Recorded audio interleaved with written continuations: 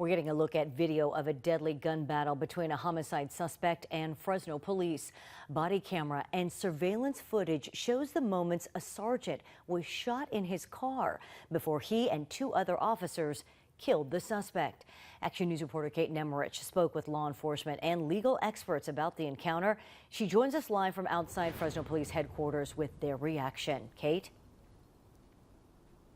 Margot, Fresno Police tell us the shootout began when the suspect, Andy Morales, drove by a sergeant and shot him through his patrol car door. So we had legal and law enforcement experts review the video released by police, and they say it appears the sergeant was justified in using deadly force.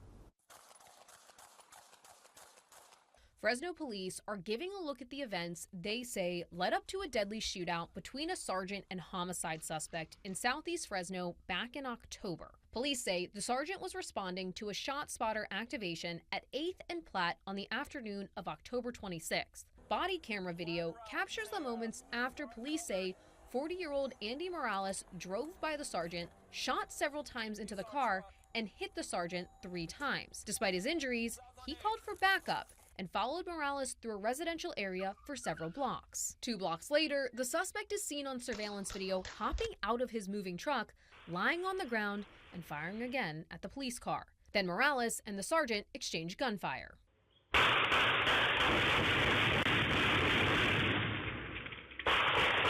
The shootout was caught by several surveillance cameras as Morales moves around the street, continuing to fire at the sergeant. Police say the sergeant took on Morales alone for about a minute before backup arrived. The edited video released by police cuts to the body-worn camera of the sergeant, pointed at the sky as he lies on the ground, finally overtaken by his injuries. As he's down, he directs the other officers on scene to call for 2 ambulances, one for him and one for Morales. Both were taken to the hospital. The sergeant continues to recover.